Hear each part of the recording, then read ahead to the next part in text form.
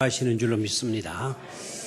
그런 자들을 위해서 하늘 문 여시고 충만한 은혜와 복을 베풀어 주실 줄 믿는데 여러분 위에 그러한 은총이 충만하기를 주의 이름으로 축원합니다.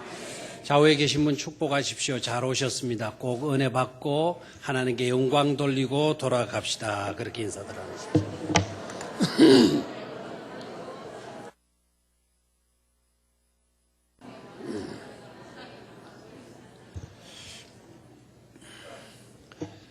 여러분 이름 사람 어떻게 생각합니까? 1년마다 차를 바꾸는 사람 어떻게 생각해요? 1년마다 차를 바꾸는 사람 1년마다 이사 다니는 사람 그런 분을 만나봤는데요. 왜 1년마다 차를 바꾸느냐고 그랬더니 이분 대답이 걸작이에요. 새차 냄새가 좋아서. 나 새차 냄새 좋다는 걸 처음 들어봐요. 오히려 새차 냄새 그거 싫어서 창문 열어놓고 그 냄새 나가기를 바라는데 왜 해마다 새 집으로 이사를 갑니까? 이사하는 게 쉽지 않을 텐데 왜 그렇게 해마다 이사를 합니까? 라고 물었더니 이분 대답이요. 새 집에 대한 기대감 때문에 그렇대요. 그러니까 리모델링, 저 새 집은 리모델링이 어떻게 됐을까? 방 구조가 어떻게 됐을까? 그게 궁금해서 모델하우스 가보고 마음에 들면 제깍 돈이야 들든 말든 이사를 해버린대요. 문제가 있다고 느껴집니까? 문제가 있다고 느껴지면 여러분들도 다 문제가 있는 사람들이에요. 새 집, 새 차 좋아하지 않을 사람 누가 있겠어? 거의 대다수 모든 사람들은 새 것을 좋아하잖아요. 어린아이도 보니까 2~3살밖에 안 된 아이도 헌 것보다 훨씬 새 것을 좋아하더라고요. 갖고 있는 장난감, 그거 새 것 주면 새 것 잡지 이때까지 가지고 놀던 장난감 안 가지더라고요. 새 것에 대한 기대감, 새 것에 대한 신바람, 새 것에 대한 감탄이 있는 것이죠. 그런데 문제가 있잖아요. 문제가. 새 것은 언제나 새 것으로 남아있지 않다라는 사실이에요. 이내 낡은 것이 되고 이내 중고가 되어버리지 않잖아요. 언제까지고 새 것으로 남아있질 않아요. 언제나 새 것으로 간직하고 싶은데 근데 그렇게 되지 않아요. 언제까지고 새 것만 추구하고 살아갈 수가 없는 거예요. 그래서 그게 불만이에요. 만약에 그런 것을 극복할 수 있는 길이 있다면 사람들마다 그것을 추구하겠죠. 그런데 낡거나 중고가 되지 않을 그런 새 것을 만약에 찾는다고 한다면 어떨까 하는 거예요. 그런 것이 과연 있기는 한 것인가? 만약에 있다면 그것은 무엇일까? 아마 기대감은 이루 말할 수 없을 거예요. 저도 그럴 거예요. 저도. 여러분 사용하고 있는 그 전화기 있잖아요. 셀폰, 핸드폰. 또 새 거 나오면 좀 사고 싶어요? 안 사고 싶어요?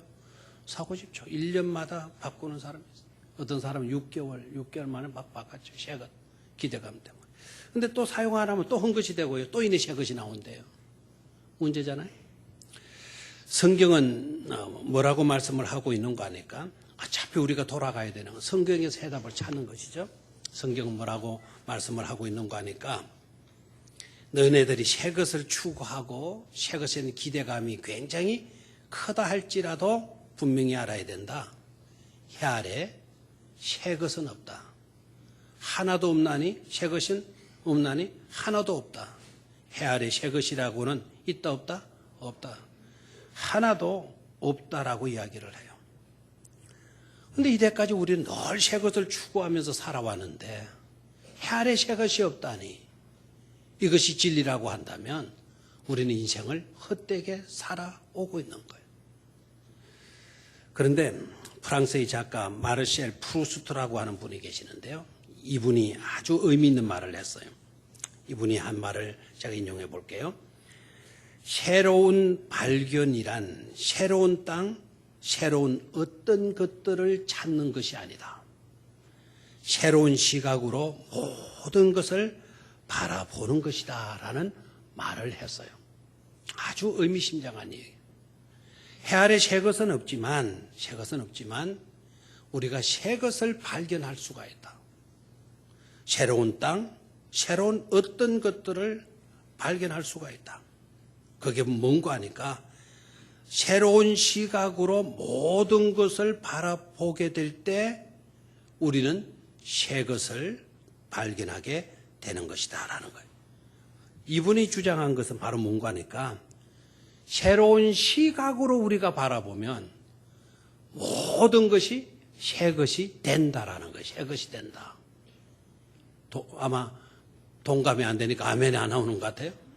새롭게 보는 것, 새로운 시각으로 보게 되면 모든 것들이 다 새롭다라는 겁니다. 여기서 지적하는 것은 새로운 시각이 문제라는 거예요. 다시 성경으로 돌아가서 사도 바울은 고린도후서 5장 17절에서 이렇게 말씀하죠. 여러분 외우시는 분들도 있죠? 누구든지 그리스도 안에 있으면 새로운 피조물이라. 이전 것은 지나갔으니 보라 새 것이 되었도다 그래요. 참 의미 있는 말이죠. 그죠? 누구든지 그리스도 안에 있으면 새로운 피조물이다. 이전 것은 지나갔다. 보라 새 것이 되었도다 그래. 새 것이 되었다. 무슨 말입니까? 자, 아까 제가 전도서에 있는 말씀을 인용해서 해 아래 새 것은 없나니 하나도 없다. 그런데 신약에 와서 사도 바울은 누구든지 그리스도 안에 있으면 새로운 피조물이다. 이전 것은 지나갔다. 보라 새 것이 되었다. 새 것이 되었다. 새 것이 있다라는 말이죠. 그러면 구약의 말씀과 신약의 말씀이 이게 맞지 않는 것 같아요. 없다고 그랬고 신약에는 있다고 그랬고 이게 모순이지 않느냐라고 하는 혼돈이 일어나게 되죠. 사도 바울이 그걸 몰랐을까요? 전도서에 있는 말씀을 모르고 사도 바울이 엉뚱하게 이 말씀 한 것일까요? 그렇지 않아요. 이건 모순이지 않아요. 구약의 메시지와 신약의 메시지가 다른 것이 아닙니다. 종합해보면 알아요. 이 세상 해 아래에서는 그 어디에도 새 것이 없지만 사도 바울의 메시지 그러나 우리 모두가 예수 그리스도 안에 존재하게 되어질 때에는 얼마든지 새 것이 될 수 있다라는 말씀을 우리에게 해주고 있는 거예요. 이 기독교가 그래서 전 인류의 희망인 거예요. 해 아래 새 것은 없어요. 그래서 모두가 다 허무한 인생으로 치달을 수밖에 없어요. 그러나 그러하다 할지라도 그리스도 안에 우리 모두가 놓이게 되면 얼마든지 뭐가 될 수 있다? 새 것이 될 수가 있다. 새로운 피조물이 될 수가 있다. 새로운 존재가 될 수가 있다라는 진리를 우리에게 선포해주고 있는 것이죠. 여러분 누구이든 새 것이 될 수 있다? 새롭게 살 수 있다? 라고 한다면 이건 희망입니까? 절망입니까? 희망이에요. 지금까지 여러분들이 어떤 삶을 살아왔는지는 모르지만 잘 살아왔다 하더라도 마음속에 소원이 생기잖아요. 좀 더 살 수 있다면, 좀 더 새로워질 수 있다면 하는 그런 소원들이 우리들 마음속에 있어요, 없어요? 다 있는 거예요. 사실 그것 때문에 인류 역사도 발전이 되고요. 그것 때문에 우리가 희망 가운데 거하면서 살아갈 수가 있는 것입니다. 새로운 인생을 살 수 있다는 것은 이건 설렘이에요. 내일 우리는 새롭게 살아갈 수 있다. 새로운 여행지를 다니면서 여행할 수 있다. 이건 설렘이잖아요. 그리고 그것은 감격이고 축복이 아닐 수가 없는 것입니다. 그래서 오늘은요, 마르셀 프루스트가 말한 새로운 시각으로 사는, 또한 사도 바울이 우리에게 선포해 준 대로 그리스도 안에서 새로운 피조물이 되어 그래 이젠 우리 이렇게 사는 것은 어때라고 하는 제목으로 말씀을 드릴 텐데 성령의 역사하심을 통해서 크신 은혜 받으실 수 있기를 주의 이름으로 축원합니다. 자, 첫 번째로 자, 오늘 2절로 돌아가겠어요. 2절. 좀 본문이 좀 긴 이유가 있지만 설명을 들어보면 이해가 될 겁니다. 2절을 같이 읽습니다. 시작. 이 달을 너희에게 달의 시작 곧 해의 첫 달이 되게 하고 라고 하셨어요. 자, 이 달을 지금 우리가 몇 월 달에 살고 있나요? 7월 달. 또 혹시 오늘 목사님 설교 내용이 6월절 같은데 6월절을 지내고 7월 첫 주니까 그래서 이 설교 하시는 모양이다. 혼돈하지 마시기를 바라요. 자, 6월 달에 우리가 지금 왔다 하더라도 이 달을 6월 달이 아니죠, 오늘 참. 7월이죠. 7월 첫 주. 이 달에 무슨 달로 여기라? 달의 시작으로 여겨라. 하늘에 있는 운, 그 달을 말하는 게 아니고 1월, 2월 할 그 달의 시작으로 삼고 곧 해에 무슨 달이 되게 하라? 첫 달이 되게 하라. 한 해에 두 해 할 때 그 해에 무슨 달이 되게 하라? 첫 달이 되게 하라는 거예요. 이상하잖아요, 지금. 7월 달인데 무슨 달이 되게 하라? 1월 달이 되게 하라. 이 달을 1월 달이 되게 하라. 이해가 되지 않지 않습니까? 물론 여기에서 이 달은 7월 달을 말하는 것이 아니고 아비볼 해가지고 유대인의 달력으로 3, 4월이에요. 3, 4월. 3, 4월의 달인데 3, 4월을 지금 지나고 있는데 그 달의 시작으로 삼고 그 해에 무슨 달로 삼으라? 1월 달로 삼으라는 거예요. 1월 달로. 왜 갑자기 하나님이 이러시는 것입니까? 그 이유가 뭐냐는 거죠. 자, 그것을 알기 위해서는요. 이 말씀을 하신 시점이 언제냐? 언제 이 말씀을 하셨느냐? 이게 예사롭게 여러분 들으면 안 돼요. 느닷없이 3월달 살고 있는 사람에게 이달부터 1월달이다. 다시 1월달로 시작해서 여기면서 살아라. 느닷없이 이런데 굉장히 중요한 이유가 있는 거예요. 자, 그러면 이 말씀을 언제 하셨느냐? 이 말씀을 한 시점이 언제인고 하니까 지금 출애굽한 상태가 아닙니다. 이스라엘 백성들을 모세가 이끌어내기 위해서 바로를 만나요. 바로가 쉽게 보내줄까요? 보내주지 않아요. 그래서 할 수 없이 하나님이 모세를 통해서 뭘 내립니까? 재앙을 내려요. 몇 가지 재앙을 내리죠? 10가지 재앙을 내려요. 지금 이 상태가 어떤 상태인고 하니까 9가지 재앙을 이미 내렸어요. 그럼 몇 가지 재앙이 남아있나요? 한 가지 마지막 10번째 재앙이 남아있는 시점이에요. 그 시점에 하나님께서 이 달을 무슨 달로 삼아라? 한 해의 첫 달로 삼아라. 1월 달로 삼아라라고 명령을 하고 있는 겁니다. 자, 여기서 일단 무엇을 깨달을 수가 있는가 하니까 3월 달까지 지금까지 살아온 삶은 무효다라는 거예요. 이것은 상관하지 않겠다라는 거예요. 상관하지 않을 테니까 지금부터 시작하자. 이렇게 한번 살아봐. 이렇게 살아보는 것이 어떻겠느냐. 그래서 우리 주님께서 새로운 삶의 방식을 제공해 주시는 거예요. 다시 한번요. 지금까지의 삶은 뭐다? 무효다. 상관하지 않겠다. 거기에 전전긍긍하지 않겠다. 이제부터 시작하자라고 하는 메시지가 2절 속에 들어있는 거예요. 지금까지 너네들이 잘 살았건 못 살았건 다 무효다. 지금까지 너네들이 떵떵거리며 살았건 혹시나 바닥을 치는 그야말로 헤매는 인생을 살았건 그건 상관하지 않는다. 그건 중요치 않다. 문제 삼지 않겠다. 모두를 다 무효화하겠다. 그런 말씀이에요.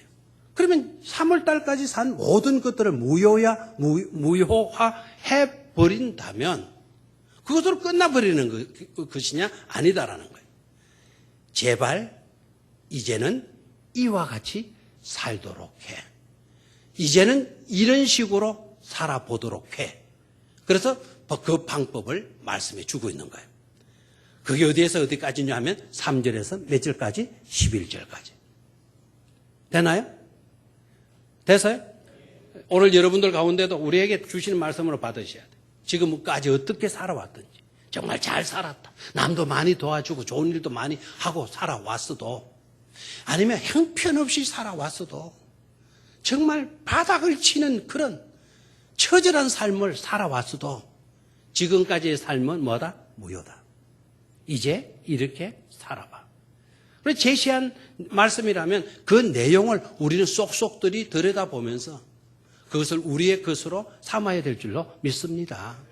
그럼 제시한 내용이 뭡니까? 제시한 내용이 첫 번째는요, 어린 양을 준비하도록 해라는 거예요. 뭐를 준비해라? 어린 양을 준비하도록 해라. 아무런 어린 양이 아니다. 1년 된 어린 양, 그것도 순놈을 준비하도록 해라. 됐습니까? 그리고 가족대로, 식구대로, 수대로 이렇게 준비를 하고, 행여나 너네들이 지금까지 바닥치는 인생을 살아왔으니까, 애굽에서 종살이 노예 생활 해왔으니까 형편이 넉넉지 못할 수도 있다. 그렇다면 이웃집과 어울러 가지고 그 양을 준비하도록 해라. 그리고 먹을 만큼 고기를 나눠 가지고. 됐나요? 그리고 10일 날 준비해서 열 나을 때에, 해질 때에 그 양을 마도록 해라, 잡도록 해라. 그러니까 양을 잡아가지고는, 준비해가지고는 몇 일 동안 집에 키우는 거죠? 빨리 계산 좀 하세요. 10일 날 사가지고 14일까지라는 거 몇 일입니까? 4일 동안 집에 두었다가 열 나흘째 되어지는 날 해질 때 그 양을 뭐 해라? 잡아라. 생각해봐요. 그 양 한 마리가 돌아왔어요. 그 집에 아이들이 있을까요? 없을까요? 있겠죠. 그러면 1년짜리 그 양이니까 얼마나 귀엽겠어요? 아이들이 가서 양 쓰다마 주기도 하고, 털을 쓰다마 주기도 하고, 배를 만져 주기도 하고, 불을 잡기도 하고, 뭐 별의별 짓 다 했겠죠. 느닷없이 양 한 마리가 돌아왔으니까 여러분 자녀들이 없으면 모릅니까? 그런데 4일 있다가 어떻게 하는 겁니까? 잡는다는 거예요. 아이가 그거 잡도록 하겠습니까? 아니죠. 그 안에 뭐가 들어버렸어요? 정이 들어버렸어요. 아빠 잡지 마, 아빠 잡지 마. 뭐 그랬을 거 아닙니까? 그런데도 하나님께서 지지하셨으니까 잡아라는 거예요. 잡아가지고는 피는 어디에다 바르고, 문설주와 임방에다가 바르고, 그 다음에 고기는 구워서 먹으라 그랬어요. 날 것으로 먹으면 된다, 안 된다? 안 된다. 양고기가 맛있습니다. 울산에도 양고기 파는 데가 딱 두 군 있다 그럽니다. 그 양고기, 그 맛이 있어요. 근데 여러분들이 양고기 맛이 있고, 여러분들 또 좋아하는 게 있잖아요. 날고로 먹는 거. 뭡니까? 육회. 안 된다, 이거. 육회 안 된다, 이거. 여러분들 굉장히 실망이 클 것 같아요. 육회 안 된다, 이거. 그 다음에, 물에 넣고 삶은 거. 물에 넣고 삶은 고기. 무슨 고기? 수육. 안 된다, 이거, 수육. 그 다음에 거기에 뭐 김치찌개 넣고 김치 넣고 막 보글보글 끓여갖고 먹는 거 뭡니까? 전골. 그거 안 된다, 이게 전골 안 된다. 여러분 좋아하는 거 다 안 된다 그랬어요.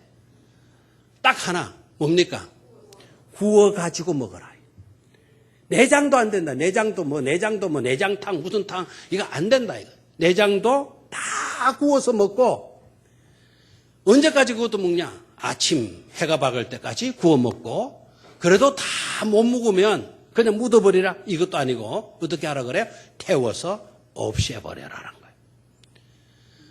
그래도 그것만 지시한 것이 아니고요. 누룩을 넣지 않는 딱딱한 무교병 또 그것도 먹고 쓴 나물과 같이 먹어라. 참 이상해요. 그 다음에 더 이상한 거는, 자, 고기를 먹을 때, 우리는 밥을 먹을 때 부모들이 되게 어떻게 합니까? 어떻게? 허리끈을 풀고 먹어라. 옛날에 이런 허리끈은 좋지만 옛날에는 다 핫바지 맹골 해서 꺼내키로 이렇게 메고 해놨습니까? 그죠? 그거 잘못 풀어지니까 얼마나 또 잘못 매면 잘 풀어져요? 안 풀어져요? 안 풀어져요. 그렇게 땅땅하게 매놓으니까 소화가 안 된단 말이에요. 그래서 허리띠 풀고 먹어라. 신발 벗고 앉아서 먹어라. 우리 이렇게 가르치는데 성경에서 뭐라 그래요? 신발 신고 먹어라. 그리고 허리띠 풀고가 아니고 허리띠 띄고 매고 먹어라. 그것도 천천히 고기 맛을 음미하면서. 미식가들 있잖아요. 그 불고기의 향기를 느껴가면 천천히 먹으라가 아니고 뭐하게 먹어라. 커피 먹어라. 이러다가 취하면 어떻게 하라고, 그죠? 이렇게 지시를 해요. 자, 이렇게 지시를 하고 있는 이유가 바로 어디에 있는 것이냐 이거예요. 그 다음 중요한 과제. 그게 바로 왜 그렇게 해야 하는 건데, 왜 그렇게 해야 되는, 왜 그렇게 복잡한데, 왜 굳이 그렇게 복잡하게 해 가야 되는 건데 하는 의구심이 생기잖아요. 다 뜻이 뭐다?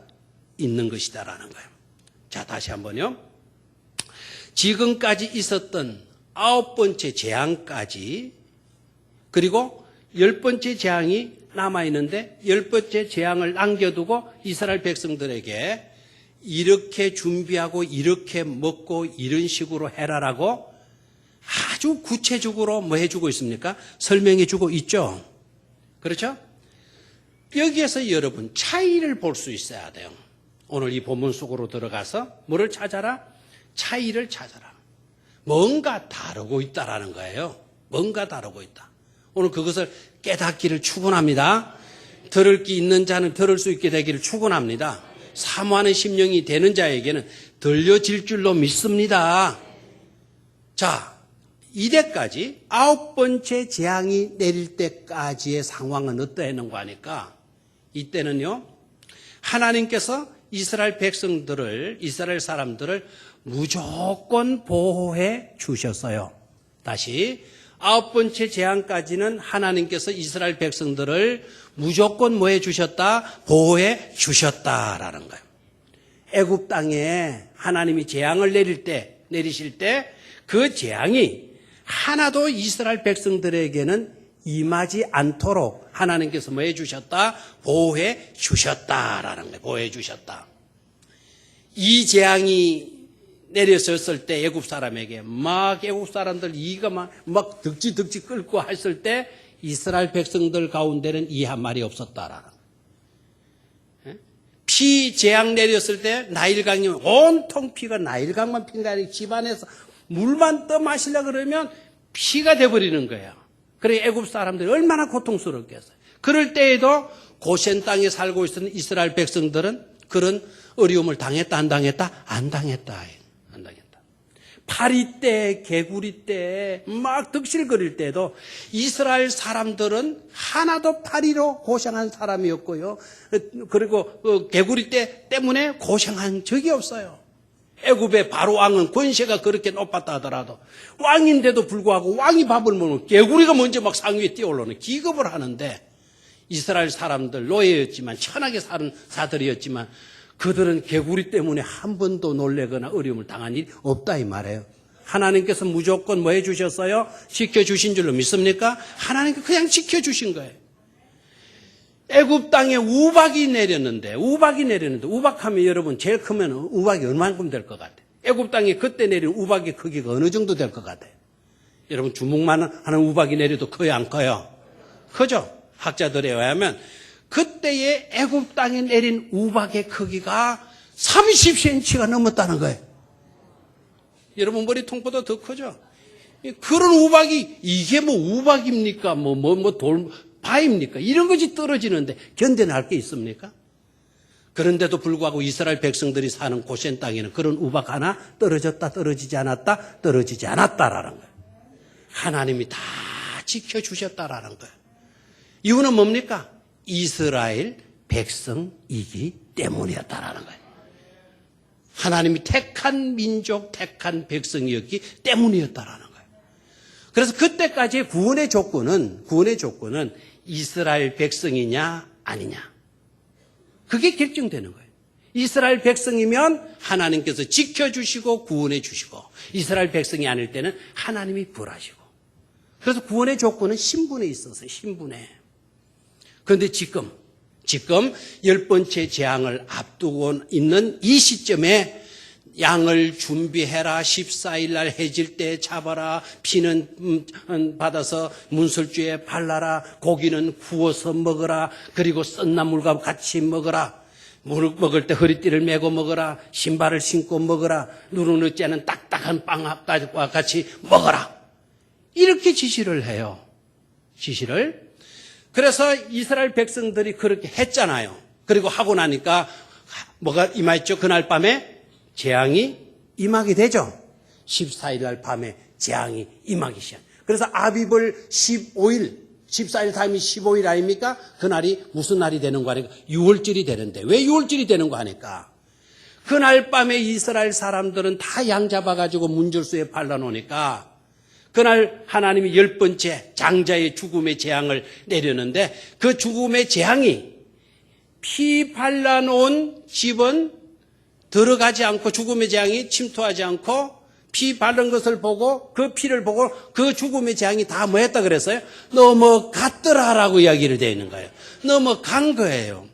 자, 질문해 봅니다. 죽음의 재앙이 그날 이스라엘 백성들의 집에도 들어갔어요, 안 들어갔어요? 그 동네에 갔어요, 안 갔어요? 찾아갔어요. 그러나 그 죽음의 재앙이 피를 보고 뭐 하였습니까? 넘어갔다라는 거예요. 자, 여러분 질문해봐요. 생각해봐요. 피가 없었다고 한다면 그날 이스라엘 백성인데도 불구하고 이스라엘 백성들이 하나님의 말씀을 불순종하고 듣지 않고 그까지 왜 피를 발라야 되는데 아니 집 앞에 왜 피를 발라 피 비린내 그게 얼마나 지독해 나 못 발라 나 안 바를 거야 라고 했다면 이스라엘 백성이라도 그날 밤에 피를 바르지 아니했다면 그 집에 죽음의 재앙이 들어갔을까요? 들어가지 않았을까요? 들어갔다면 그 집에도 장자가 처절하게 죽어갔을까요? 죽지 않았을까요? 죽어갔단 말이에요. 오늘 이 말씀이 중요한 것이 뭔 줄 아시죠? 이제는 달리 살아봐. 이렇게 살아봐. 이렇게. 이때까지는 내가 너희들 무조건 신분 보고 지켜주었지만 이제는 이렇게 살아야 돼. 이렇게 살아야 된다는 그 내용, 삶의 내용이 뭐죠? 어린 양 보혈의 피가 있어야 된다라는 거예요. 하나님의 명령을 듣고 하나님의 명령대로 순종하며 사는 삶이어야 된다라는 거예요. 하나님을 믿고 하나님의 어린 양의 보혈의 피로 너네들이 인침을 받아야만이 너네들은 구원받고 복받고 잘 살게 되는 것이다 라는 것을 제시해 주고 있는 것이죠. 됐습니까? 왜 복잡한 그와 같은 것을 해야 하는데 그 질문에 대한 해답은 바로 뭡니까? 그 속에 다 뭐가 있었다. 뜻이 있기 때문이다라는 거죠. 그 뜻이 바로 뭐라고요? 이제는 신분이 아니다. 이스라엘 백성이라고 무조건 은혜 받고 구원받는 것이 아니다. 어린 양의 피가 있어야 된다라는 거예요. 신분이 아니고요. 믿음과 순종이라는 거예요. 요세푸스의 성경을 읽어보니까 정말 가슴 탁 뜨겁게만 뭉클하게 만드는 이야기가 있더라고요. 어떻게 보면 살아가는데 눈치도 필요한 것 같아요. 눈치도 필요하죠? 눈치 없으면 좀 욕도 좀 듣고 그러잖아요. 눈치 없이 그냥 이 자리는 좀 가만웠으면 좋겠는데 눈치 없이 기지기지고 와가지고 앉아있으면 진짜 불편하잖아요. 눈치도 좀 있어야 될 것 같아요. 그런데 애굽 사람 중에요. 9번째 재앙 내릴 때 자기도 그 재앙에 시달렸지만 옆 동네 살고 있는 이스라엘 사람들은 멀쩡한 거예요, 이거.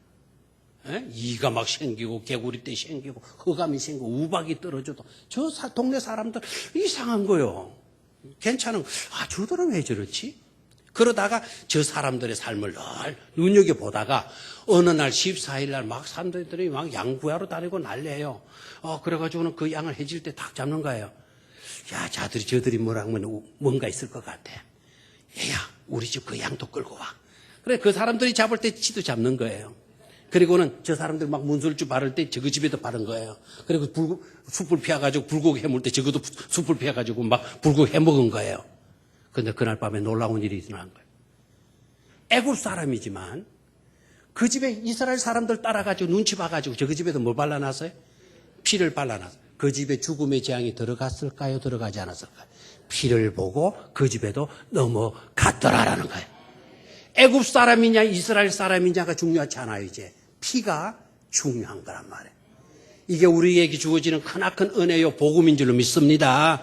이스라엘 사람만 죽음의 재앙이 넘어가고 이스라엘 사람이 아닌 우리는 죽음의 재앙이 우리에게 임하게 된다? 이건 서글픔이잖아요. 하나님은 그런 방법을 없이 하시고 누구든지 어린 양 보혈의 피를 힘입고 하나님을 믿고 하나님의 말씀대로 순종하는 사람은 이제는 내가 다 구원하여 살게 하리라. 살게 하리라라고 제시하신 것이 바로 오늘 이 사건이란 말이에요. 우리에게 주어지는 엄청난 축복이 되는 줄로 믿습니다. 이제부터는 이렇게 시작하자. 이제부터는 이렇게 살자. 놀라운 은총인 줄로 믿습니다. 남아공의 만델라 대통령 요사이 건강이 안 좋다 그러죠. 폐렴 때문에 거의 뭐인지 식물인간이 된 것 같아요. 그래서 그 가족들이나 그분을 존경하고 아끼는 사람들이 이제 고이 보내드리자.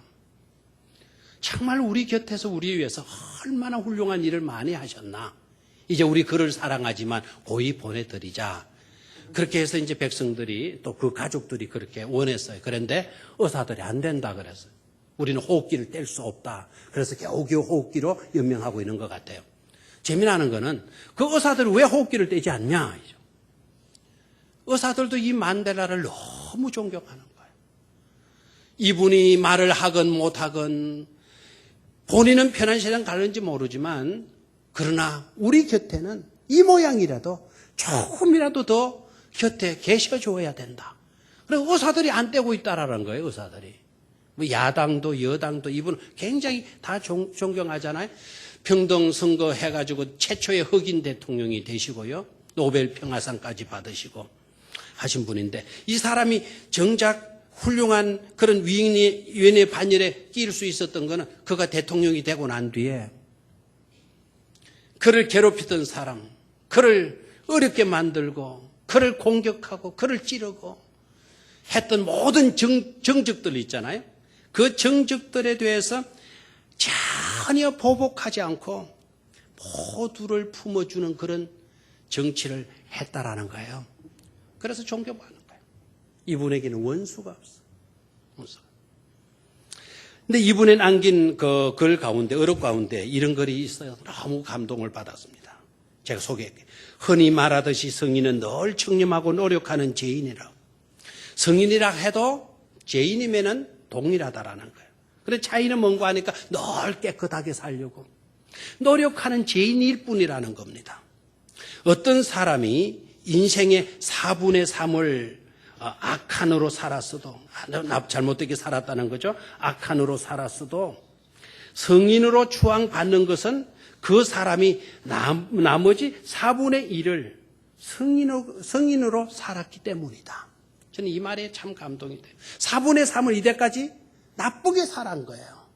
그런데 이 사람이 어떻게 성인이 될 수가 있었나? 4분의 1만이라도 제대로 살아야지. 그렇게 생각하고 그렇게 살려고 노력을 했기 때문이라는 거예요. 지금부터가 중요하다는 거 아닙니까, 여러분? 80을 살았어도 여러분, 90을 살았어도 여러분, 아직 우리가 호흡하고 있다고 한다면 지금부터 시작해도 우리는 얼마든지 가치 있는 삶을 살아드릴 수 있는 줄로 믿습니다. 세상 모든 사람들은 모순 없는 사람이 없다. 약점 없는 사람이 없다. 강한 자가 강하다 싶어서 보면 약점이 있고요. 참 착하다 싶어서 보면 그 사람에게도 그림자가 따라붙더라는 거예요. 그래서 온갖 문제를 종합적으로 다 갖고 있는데 그러니 지금부터라도 내 남은 날들을 내가 만나는 그 허물 있고 문제가 있는 그런 사람들의 약점을 담당해주고 그들을 더욱 이해해주고 사랑해주며 품어주는 그런 성인이 되기 위해서 늘 노력하며 사는 죄인임을 잊지 않았으면 좋겠다. 그렇게 살기를 소원하되 절대로 나는 대단해서 사는 존재로 생각하지 말고 나도 여전히 약점을 가진 뭐라고요? 죄인인다라는 것을 잊지 않기를 바란다라는 글로 썼어요. 지금부터라도 우리 이렇게 사는 것이 어때의 삶을 제시한 줄로 믿습니다. 자, 그럼 끝으로 그렇다면 중요한 건 뭔데라는 거예요. 그 명령에 담긴 의미입니다. 자, 저를 봐요. 자, 요거는 제가 간단히 짚을 거니까요. 그러나 너무나도 중요해요. 거기에 담긴 의미가 바로 뭘까요? 6월절 어린 양. 거기에 담긴 의미가 바로 뭘까요? 여기서 모든 다른 종교와 구별점이 드러나는 거예요. 기독교에서 말하는 사랑, 기독교에서 말하는 순교, 세상 것과는 다르다라는 거예요. 그런 점이 이 사건 속에 나타나고 있어요. 자, 대개 제사, 다른 종교에도 제사를 드려야 안 드려요? 드립니까 안 드립니까? 우리 옛날에 여러분 복음이 들어올 때 우리 조상들 제사 드렸나요 안 드렸나요? 드렸죠. 음식상 아무리 가난해도 쌀밥 했고요. 아무리 가난해도 문우대가리인가 갖다 놨어. 아무리 가난해도요. 조기 갖다 굽었고 뭐 그렇게 했어요. 아무리 가난해도. 그 제사를 누구에게 드려요? 명절날은 조상신에게 드리는 거고요.